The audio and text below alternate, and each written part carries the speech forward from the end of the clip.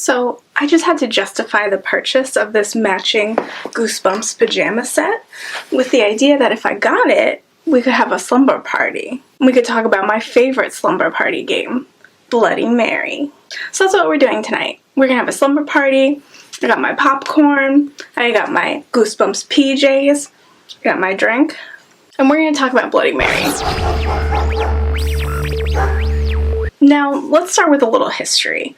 Before we even get into Bloody Mary, I just want to talk for a bit about the practice of mirror scrying. It seems like most ancient cultures had some belief in the process of divining through reflective surfaces. And though these surfaces may vary across time, cultures, and continents, whether it's done by gazing at a ball of glass, a polished stone, a vessel filled with water, a pool of ink, a dark picture hanging in the shadow, the shining surface of animal viscera, or just a simple mirror in a darkened room, it is believed that a reflective surface can grant someone the ability to perceive visions in that object, or to enter, seemingly through it, into a dimension beyond. One of the most notable cultures to include mirror scrying as a tenet of their belief system were the Aztecs. Their pantheon included a god called Tezcatlipoca, which translates to smoking mirror.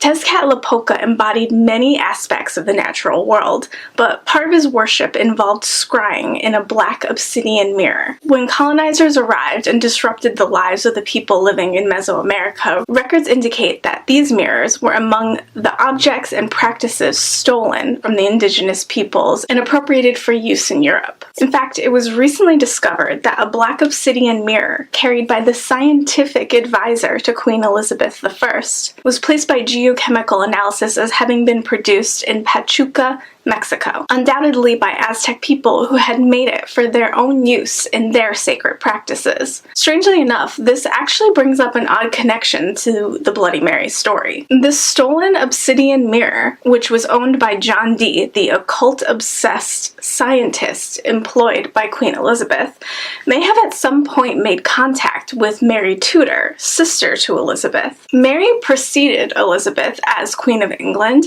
but her reign was very short. After 5 years, during which Mary is said to have ordered the persecution and execution of over 300 Protestants, Mary died at age 42 and was succeeded by her half-sister, the infamous ruffle-collar queen, head bitch in a cone of shame, face full of mercury-ass queen clown Elizabeth I.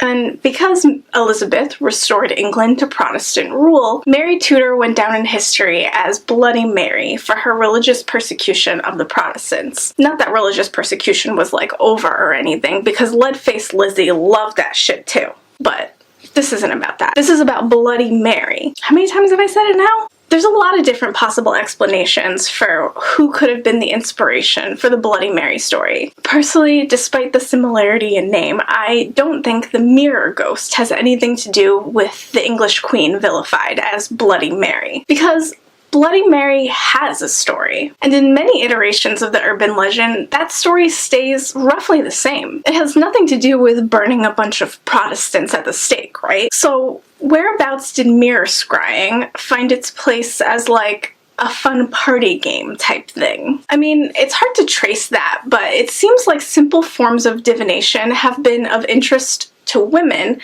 and particularly young girls, for a very long time. After all, it's said that the bewitched girls whose afflicted states began the hysteria that started the Salem witch trials might have been motivated to fake their afflictions due to religious trauma and guilt associated with some divination games that the girls had been playing, such as cracking eggs in a glass of water to divine the face or first initial of their future husbands. And as kids, it seemed like we were always trying to tell the future or summon spirits.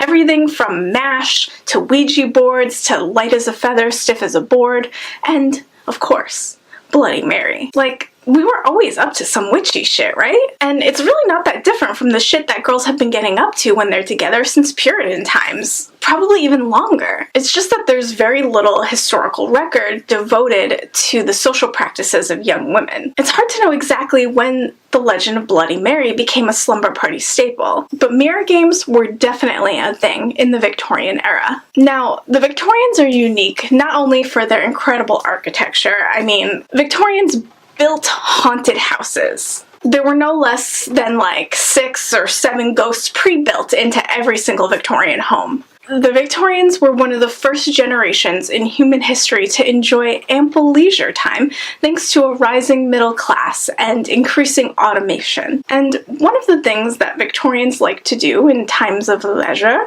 is play parlor games. Now, there are a lot of creepy parlor games in Victoriana, but in particular, the games that girls would play together seemed extra spooky.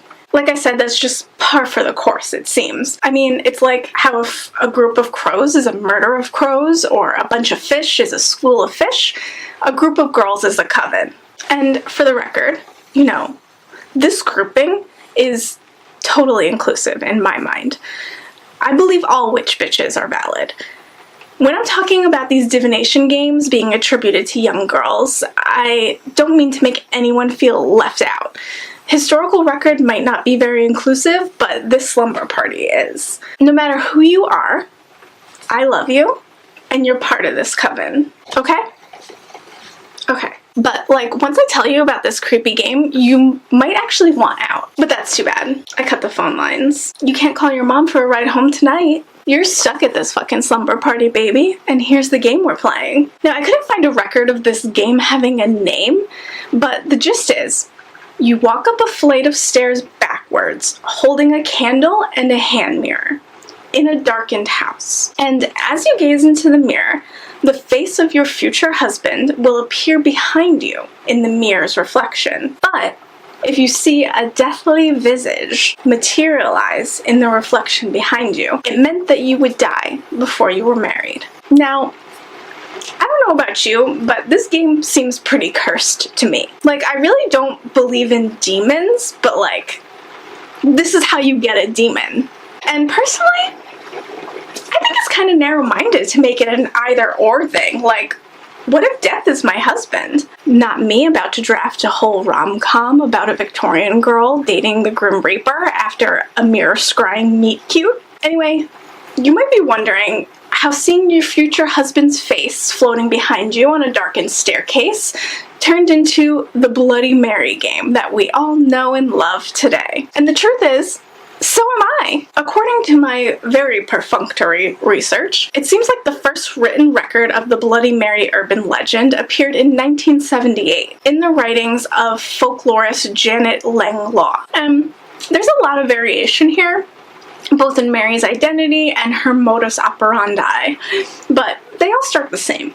In a darkened room, usually a bathroom with the door closed, you gaze into the mirror and repeat the name Bloody Mary. Sometimes it's 3 times, sometimes it's more. This version that I always heard was 3 times. Now, according to the version that I always heard as a kid, Bloody Mary was a woman who was arrested for witchcraft.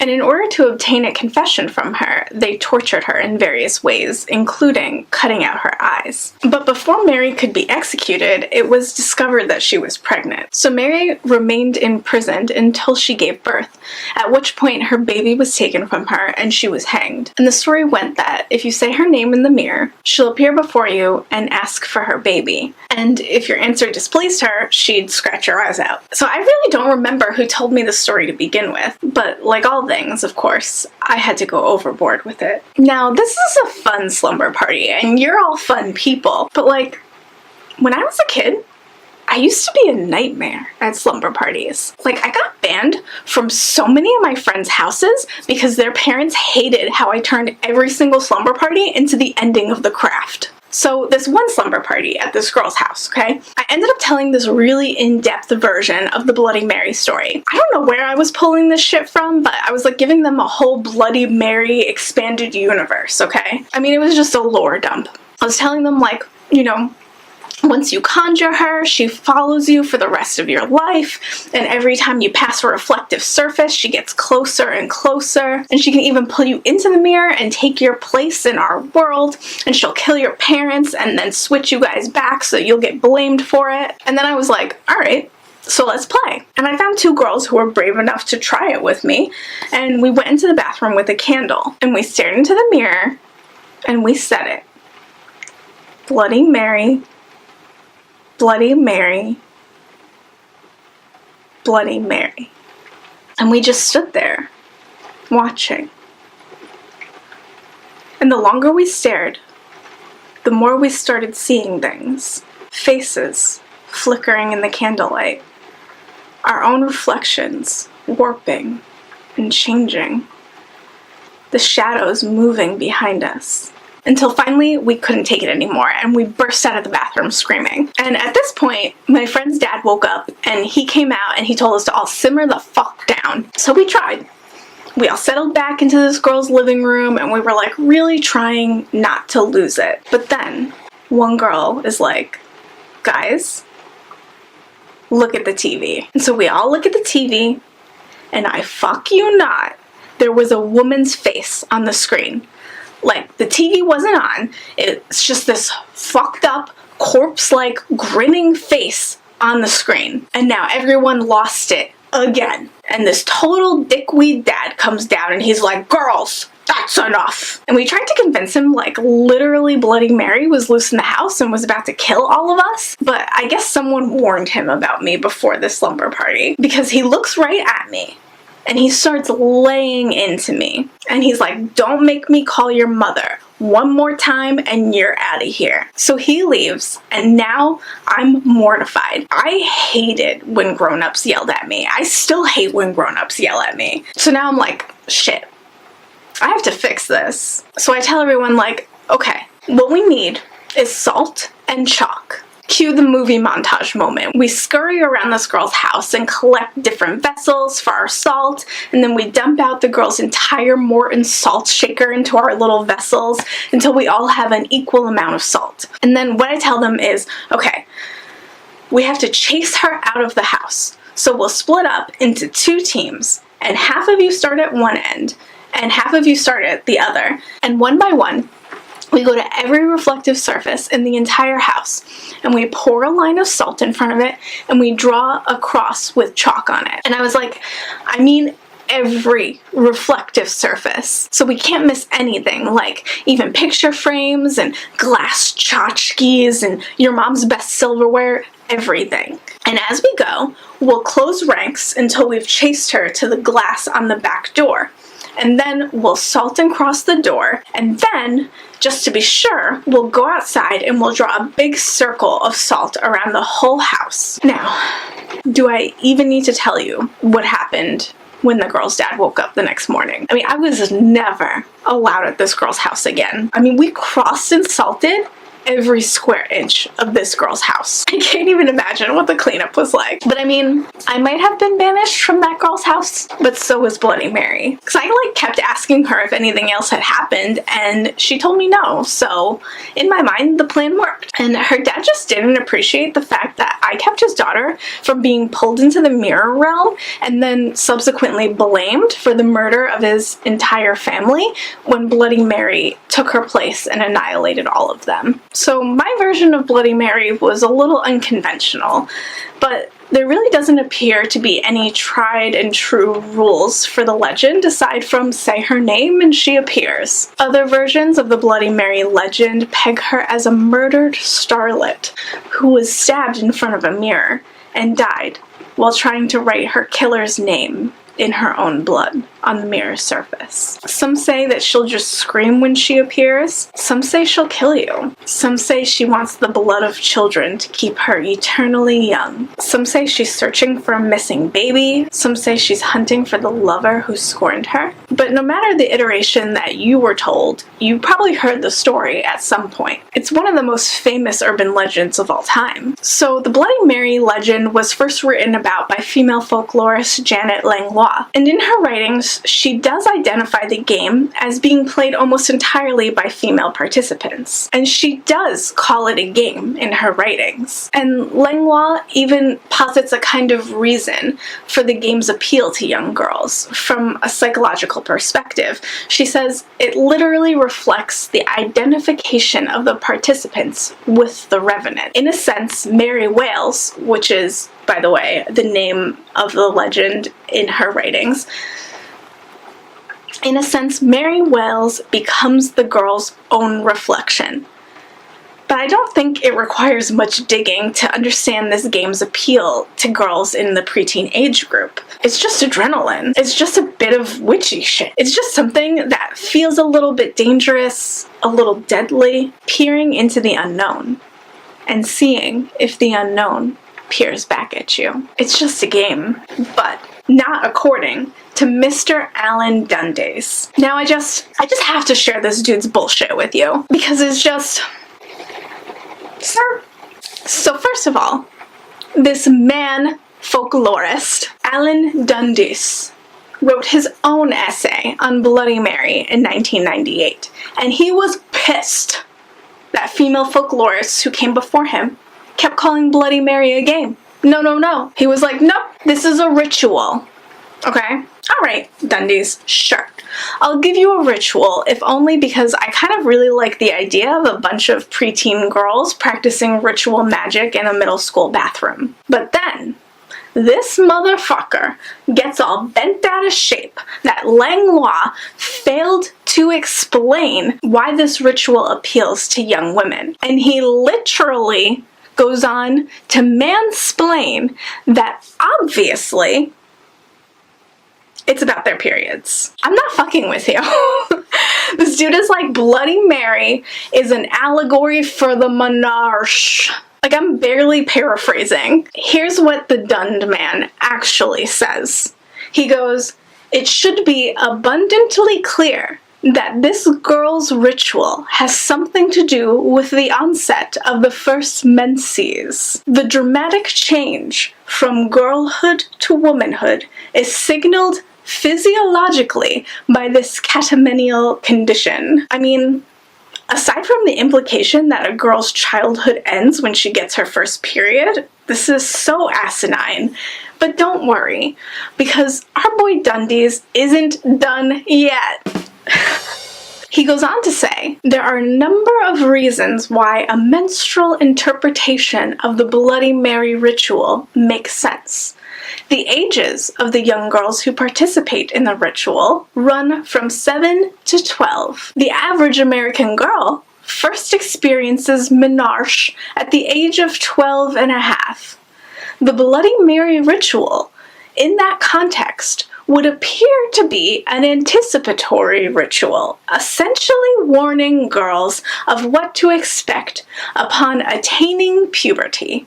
The interpretation here proposed would certainly explain why the ritual invariably takes place in a bathroom, and why there is such an explicit, repeated emphasis on the sudden appearance of blood. Okay, bro. I mean, Dundes really goes hard on this theory. Like, he even goes on to say that the reason the figure is called Bloody Mary is because of the Virgin Mary. And, like, the reason some urban legends describe her as being beheaded is because girls fear the loss of their maidenhead, which, if you're not familiar with old-timey bullshit, is another term for virginity. And I don't think I have to tell you this, but this interpretation is bullshit. Because it doesn't explain the appeal of 100 other ritualistic games that are played most often by young witches gathered in a coven. And it doesn't explain either why mirrors hold such a persistent place in our legends and fears. I mean, in so many cultures and belief systems, mirrors are thought to be portals, though what's passing through those portals is often up for interpretation. And when I think about mirrors, I think about how in the Villisca axe murder case, an entire household of 8 people was axed to death in their sleep. And after killing everyone in the home, the still unknown assailant went and covered all the mirrors in the house while he lingered at the scene. I think about another story that I used to tell as a kid, which was that if you stared into a mirror for long enough, your face would start to change.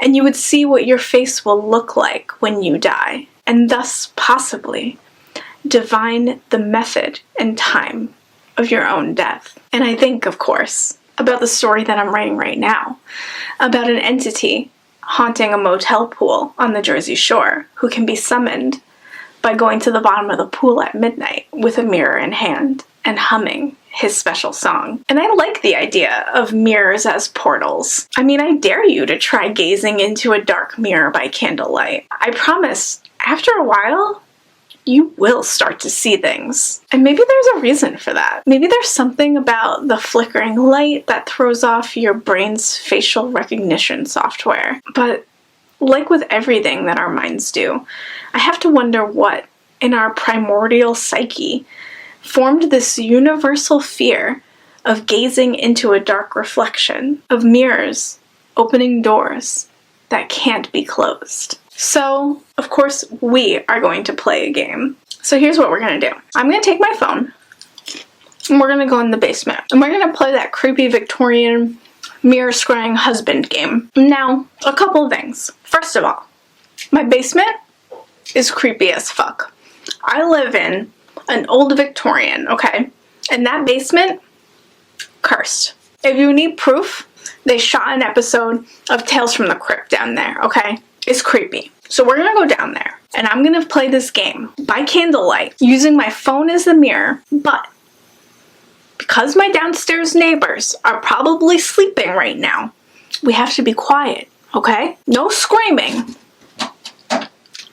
Of course, this is when Uma decides to start acting up. Okay, you ready? Let's do it. Okay, we're down here. We're gonna be quiet. It's really creepy.